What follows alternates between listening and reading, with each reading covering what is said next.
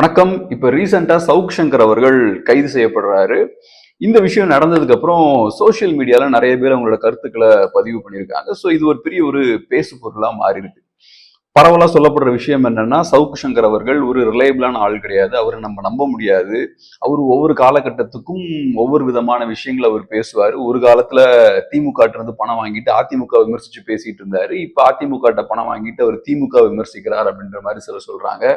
அது போக அவர் ஒரு பொலிட்டிக்கல் புரோக்கர் அப்படின்ற ஒரு குற்றச்சாட்டையும் அவர் மேல வைக்கிறாங்க. அது மட்டும் இல்லாம அவர் மேல பரவலா வைக்கப்படக்கூடிய ஒரு குற்றச்சாட்டு என்னன்னா, சவுக்கு சங்கர் அவர்கள் அதிகாரிகள் சில அதிகாரிகளோட அவரு டச்ல இருக்காரு. ஸோ அவங்களுக்காக அவரு வேலை செஞ்சுட்டு இருக்காரு. ஸோ அவங்க கிட்ட இருந்து சில இன்ஃபர்மேஷன் வாங்குறது, ஸோ அவங்களுக்கு பிடிக்காத அதிகாரிகளை டார்கெட் பண்றது, இந்த மாதிரியான வேலைகளை அவர் பண்றாரு அப்படின்ற மாதிரியான ஒரு குற்றச்சாட்டையும் சில பேர் வைக்கிறாங்க.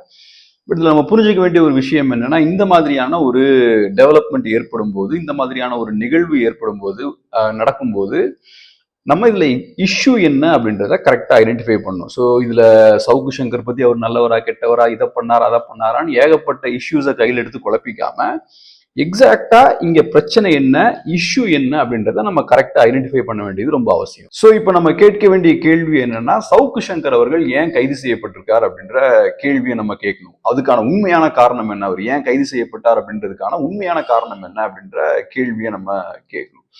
போலீஸ் தரப்புல அவங்க சொல்ற விஷயம் என்னன்னா, சவுக்கு சங்கர் அவர்கள் பெண் காவல் அதிகாரிகளை ரொம்ப தரக்குறைவா பேசியிருக்கார். ஸோ அதனாலதான் அவர் அரெஸ்ட் பண்ணிருக்கோம் அப்படின்ற மாதிரி அவங்க சொல்றாங்க.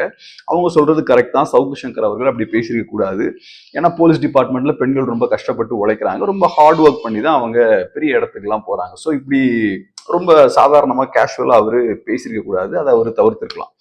பட் அதுக்காக தான் அவர் சிறையில் அடைக்கப்பட்டிருக்காரா அப்படின்னு கேட்டீங்கன்னா கண்டிப்பா கிடையாது. ஏன்னா இந்த மாதிரியான ஒரு கேள்வி கேட்கும் போது நம்ம ஹானஸ்டா பதில் சொல்லணும். கண்டிப்பா அவர் அந்த காரணத்துக்காக சிறையில் இல்லை. ஸோ சவுக்கு சங்கர் அவர்கள் ஏன் இப்ப ஜெயில இருக்காருன்னா, அவர் கடந்த சில ஆண்டுகளா திமுகவை ரொம்ப காட்டமா விமர்சிச்சுட்டு வர்றாரு.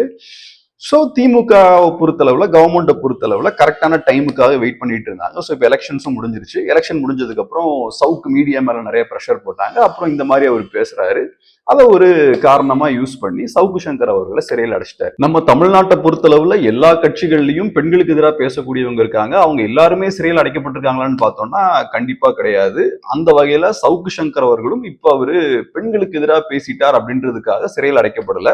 அவரு கடந்த சில ஆண்டுகளா திமுகவை கடுமையா விமர்சிச்சு வந்தார் அப்படின்ற ஒரே காரணத்துக்காக தான் இப்ப சிறையில் இருக்காரு. ஸோ இதுதான் இஷ்யூ. அதை நம்ம கிளியரா புரிஞ்சுக்கணும். இஷ்யூ என்ன அப்படின்றத ஐடென்டிஃபை பண்ணிட்டோம். ஸோ இது ஏன் பெரிய ஒரு பிரச்சனையா இருக்குன்னா, இப்ப கவர்மெண்ட் சைட்ல இருந்து அவங்க கிளியரான ஒரு சிக்னல் கொடுக்குறாங்க. இனி வரக்கூடிய நாட்கள்ல கவர்மெண்ட்டுக்கு எதிராக யாராவது இந்த மாதிரி பேசுனீங்கன்னா, ரொம்ப ஸ்ட்ராங்கா உங்களோட விமர்சனங்களை கவர்மெண்ட்டுக்கு எதிராக வச்சீங்கன்னா, நாங்க கடுமையான நடவடிக்கைகளை எடுப்போம் அப்படின்ற ஒரு சிக்னலை கவர்மெண்ட் கொடுக்குறாங்க. ஏற்கனவே தமிழ்நாட்டில் இருக்கக்கூடிய ஒரு மிகப்பெரிய பிரச்சனை என்னன்னா, மெயின் ஸ்ட்ரீம் மீடியா வந்து முக்கியமான கவர்மெண்ட்டுக்கு எதிரான செய்திகளை பெருசா அவங்க வெளியிடுறது இல்லை.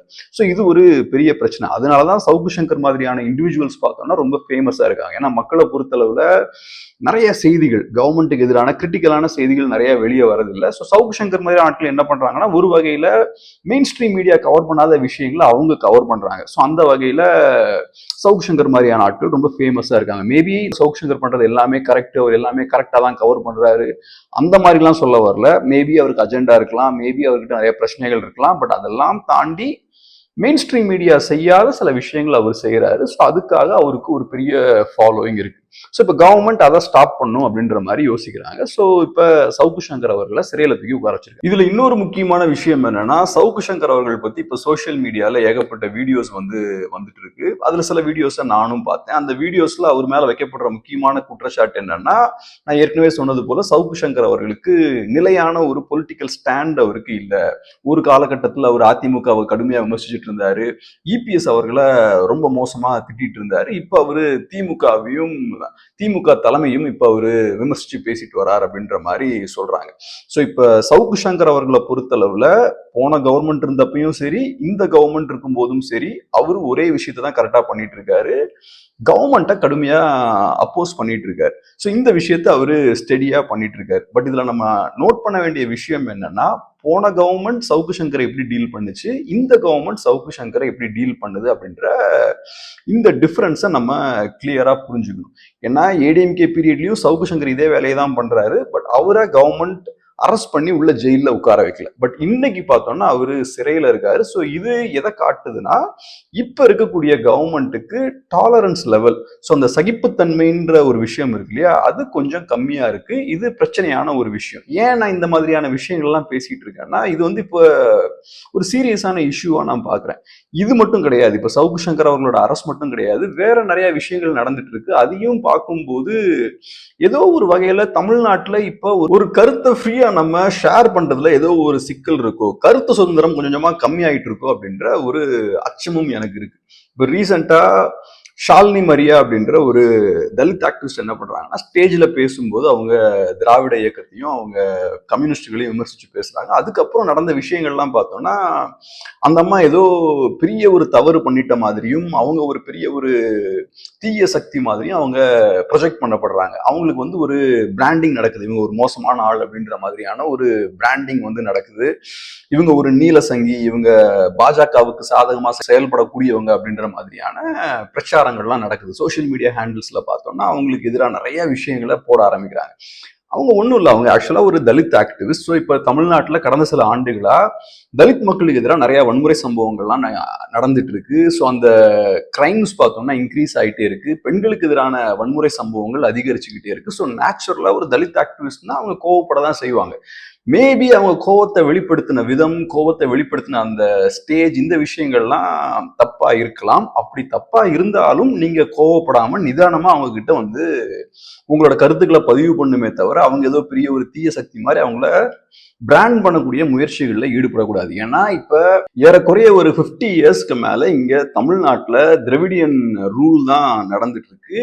இவ்வளவு ஆண்டுகள் திராவிட கட்சிகள் தமிழ்நாட்டுல ஆட்சி பண்ணதுக்கு அப்புறமும் சாதிய வன்கொடுமைகள் இன்க்ரீஸ் ஆயிட்டு இருக்கு. ஒடுக்கப்பட்ட மக்களுக்கு எதிராக நிறைய வன்முறைகள் பார்த்தோம்னா இன்க்ரீஸ் ஆயிட்டு இருக்கு. பெண்களுக்கு எதிராக வயலன்ஸ் வந்து இன்க்ரீஸ் ஆயிட்டு இருக்கு. ஸோ ப்ராக்டிக்கலா நீங்க ஒரு 50 இயர்ஸ்க்கு மேல ஒரு ப்ராக்ரஸிவான கவர்மெண்ட் நீங்க சொல்லிக்கிறீங்க, நீங்க ஆட்சி பண்றீங்கன்னா இந்த மாதிரியான சம்பவங்கள் கம்மி ஆகிக்கிட்டு தான் இருக்கணும். பட் மாறா இது வந்து இன்க்ரீஸ் ஆயிட்டு இருக்கு. ஸோ நிறைய பேர் கண்டிப்பா கோபமா தான் இருப்பாங்க. அவங்க கோபங்களை இப்படி வெளிப்படுத்த தான் செய்வாங்க. ஸோ அவங்க கோபத்தை வெளிப்படுத்தக்கூடிய விதம் அவங்களுக்கு பிடிக்கலனாலும் நீங்க அவங்களோட நிதானமா உட்கார்ந்து தான் அவங்களோட கருத்துக்களை வந்து ஷேர் பண்ணணும். ஏன்னா நம்ம எதிர்பார்க்கிற மாதிரி எல்லாரும் அவங்களோட கோபத்தை வெளிப்படுத்த மாட்டாங்க. இப்போ ஒரு உதாரணத்துக்கு சொல்லணும்னா, நாளைக்கே இப்ப தமிழ்நாட்டில் அன்எம்ப்ளாய்மெண்ட் ரொம்ப அதிகமா இன்க்ரீஸ் ஆகுதுன்னு வச்சுப்போம்.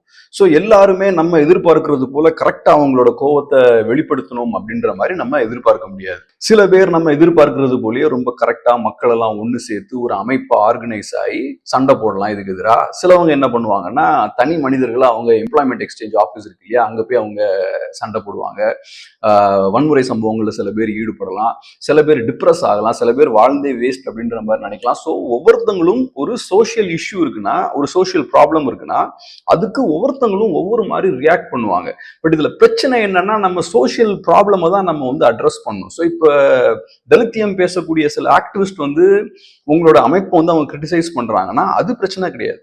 பிரச்சனை என்னன்னா, கிரவுண்ட்ல இங்க தலித்துகளுக்கு எதிரான வயலன்ஸ் இன்க்ரீஸ் ஆகிட்டு இருக்கு, இங்க கிரவுண்ட்ல பெண்களுக்கு எதிரான வயலன்ஸ் இன்க்ரீஸ் ஆகிட்டு இருக்கு. ஸோ அதுதான் பிரச்சனை. அதை எப்படி நம்ம அட்ரஸ் பண்ணலாம் அப்படின்ற மாதிரி தான் யோசிக்கணுமே தவிர, இந்த மாதிரி வாய்ஸை ரைஸ் பண்றவங்களுக்கு எதிராக நம்ம திரும்பக்கூடாது, அவங்கள பிராண்ட் பண்ணக்கூடாது.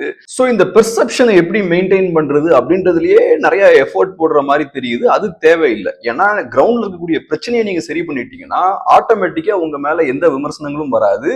அதையும் மீறி யாராவது விமர்சனங்கள் வச்சாலும் மக்கள் மத்தியில் அது எடுபடாது. ஏன்னா களத்துல நீங்க எல்லாமே சிச்சுவேஷனை சூப்பரா மேனேஜ் பண்ணிட்டு இருக்கீங்க. ஸோ இவங்க விமர்சனம் வச்சாலும் மக்கள் மத்தியில் அது எடுபடாது.